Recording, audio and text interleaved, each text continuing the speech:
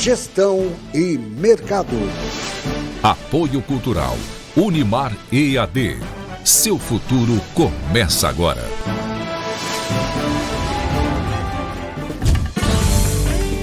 Olá, estamos de volta com mais um programa e, como sempre, trazemos um convidado muito especial. Está no ar Gestão e Mercado.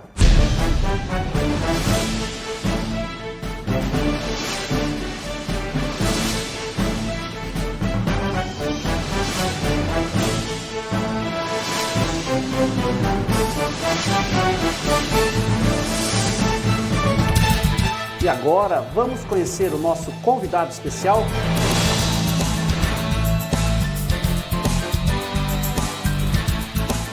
Muito bem, iniciando o nosso primeiro bloco, vamos à primeira pergunta para o nosso convidado especial. Quem é Regis Eugênio dos Santos? Então, quem é Regis Eugênio dos Santos? Bom, eu tenho uma trajetória aí de 46 anos de vida, né? Sou pai de 3 crianças, 2 meninas de 14 e um menino de 11, né? Marido, casado há 21 anos.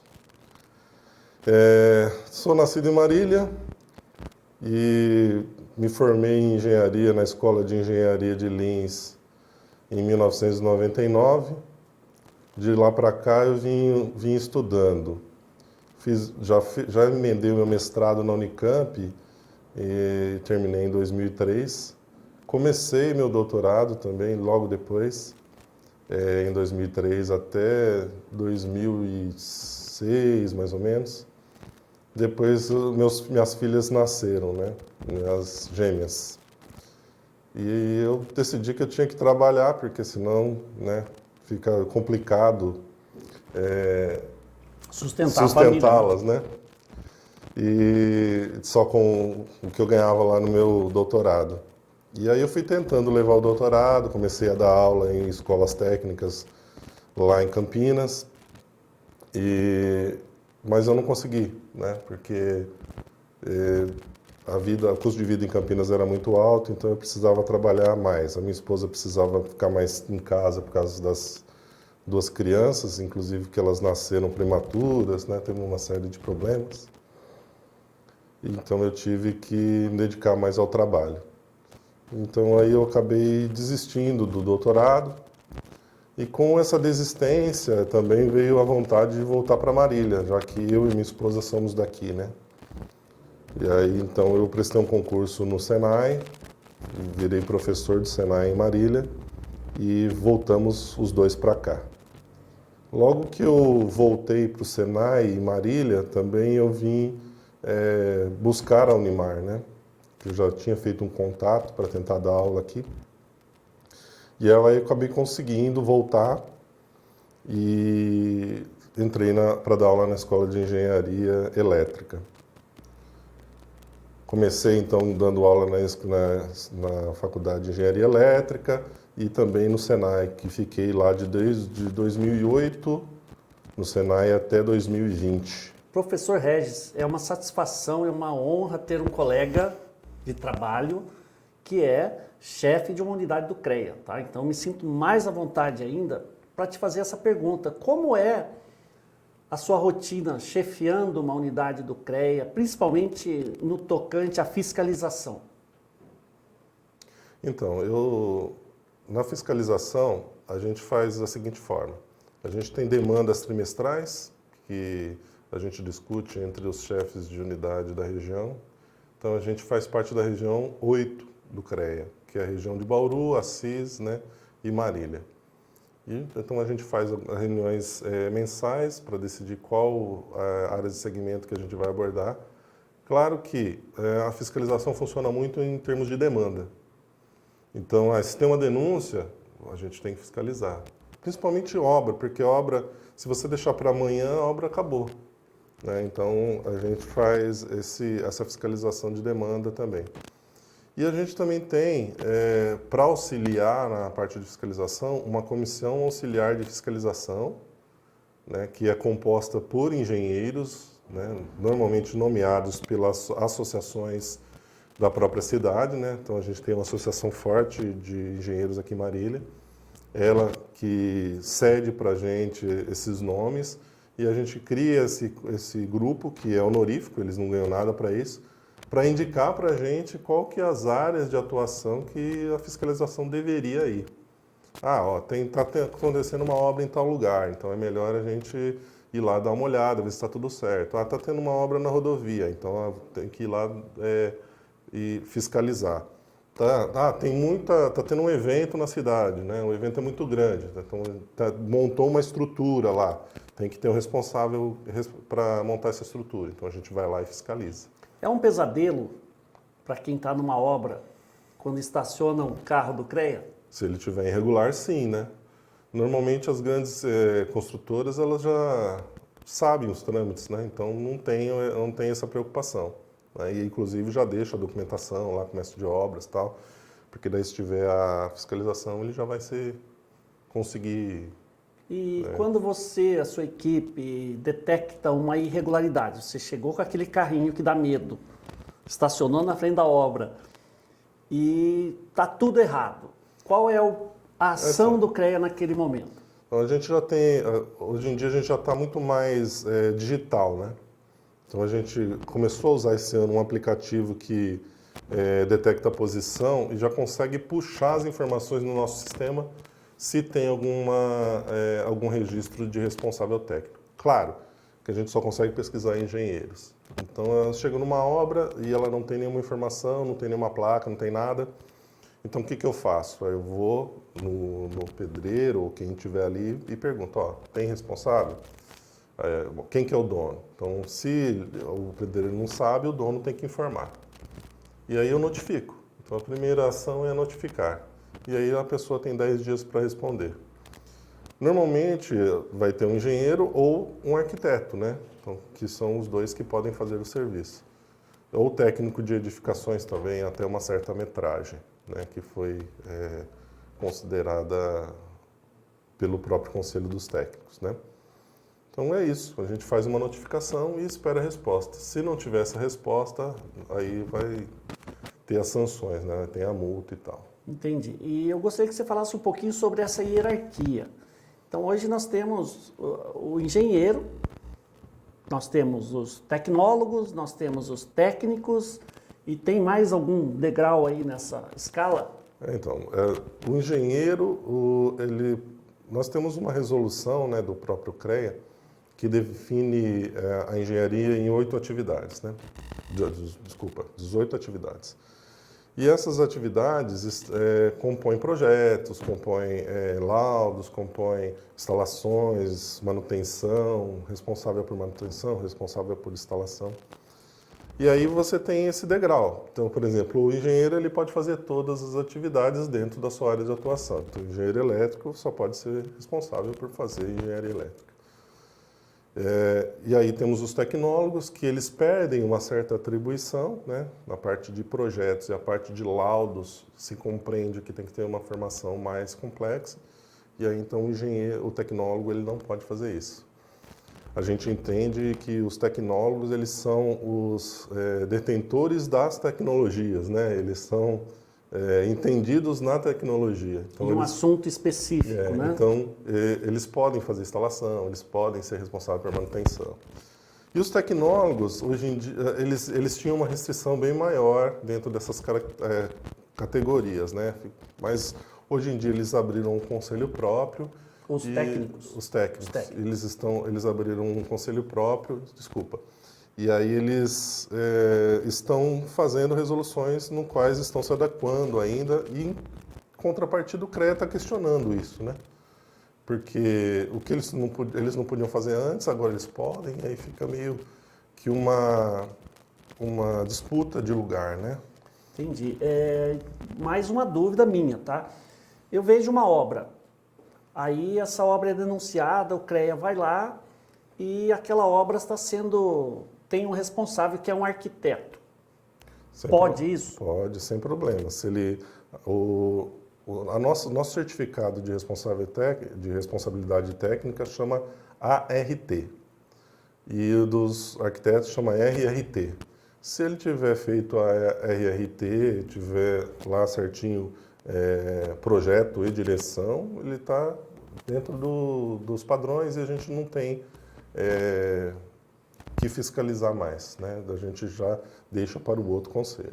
É um engenheiro agrônomo. Ele não pode assinar por uma obra. Não, por uma obra não. O engenheiro agrônomo, acho que o máximo que ele pode fazer é loteamento, né? Entendi. Não, por obras, não. Então, tudo isso, essas atribuições, essas responsabilidades estão muito bem definidas, até onde pode ir ou não? Sim. Existe às vezes, um questionamento de profissionais quando eles buscam uma certa formação complementar, né? Mas até hoje o CREA só deu atribuições a mais para quem faz cursos de engenharia de segurança do trabalho. Então ele vira engenheiro civil e de segurança do trabalho. Os outros cursos, né, de pós-graduação e tal, eles podem ser registrados sim dentro do registro do profissional, mas ele não vai ganhar nenhuma atribuição a mais por isso, né? Mas pode sim questionar, e aí a gente tem a Câmara, né, que é especializada lá no CREA São Paulo, que são compostas por profissionais gabaritados indicados, ou os conselheiros, né? E eles avaliam se vai dar atribuição ou não, né? Maravilha. Eu cresci, né? Tenho quase a mesma idade que você, ouvindo que para você se dar bem na vida, você tinha que estudar muito para ser ou engenheiro, médico ou funcionário público. Então, eu queria saber de você, como é a vida de engenheiro? Então, aqueles profissionais que realmente exercem a profissão, eles estão se dando bem, né? Até na pandemia, a engenharia não parou, né? Então, é uma prova de que é uma profissão forte. É claro que existem altos e baixos em algumas, né? Por exemplo, na engenharia elétrica teve um boom da telecomunicações. Uma época que criou-se a Claro, a Vivo e tal. E hoje em dia já não tem mais essa quantidade enorme de empregos na área de telecomunicações, mas ainda existe, né? Então, a gente percebe que, sim, o engenheiro, ele sempre, o atuante, né? Porque existem engenheiros que não praticam engenharia. Eles se formam, mas acabam seguindo outras profissões. Mas aqueles que seguem a engenharia, eles estão se dando bem. Maravilha. Pessoal, com essas informações muito importantes, nós encerramos o primeiro bloco. Fique atento que nós já voltamos. Gestão e mercado. Apoio Cultural. Unimar EAD. Seu futuro começa agora. Desperte para a mudança. O mundo evolui e você não pode ficar para trás. A Unimar EAD, instituição de excelência do MEC, é a chave para o seu futuro. Experiência e tecnologia para a sua formação. Desperte para novas carreiras e garanta seu sucesso profissional. Desperte para um novo mundo de possibilidades.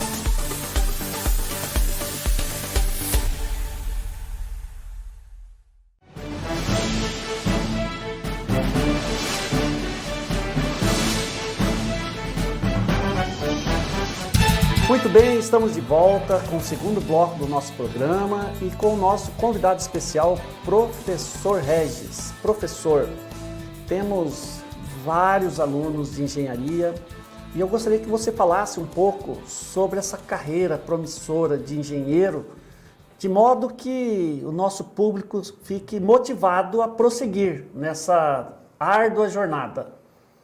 Então, é uma carreira promissora realmente. E o CREA, ele teve uma luta recentemente a respeito do salário mínimo profissional.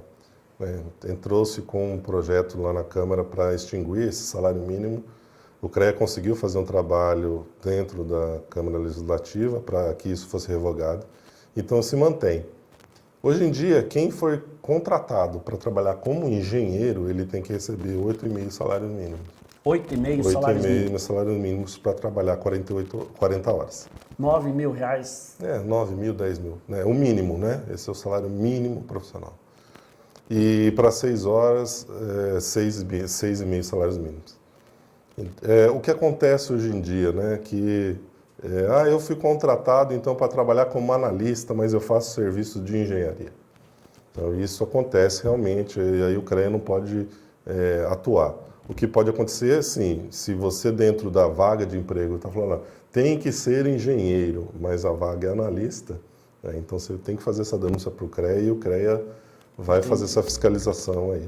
Mas é uma área realmente promissora, né? Então tem bastante áreas de atuação, né? Então, inclusive, se você fizer, por exemplo, engenharia civil, você não precisa trabalhar exclusivamente com obras, né? Então você pode trabalhar com cálculo estrutural, você pode trabalhar só com um segmento, né, da engenharia civil, pode trabalhar só com projetos, só com desenhos, né? Então, engenharia elétrica é a mesma coisa, você pode trabalhar dentro da indústria, você pode trabalhar só com projetos, você pode ter o seu próprio negócio, né? Hoje em dia uma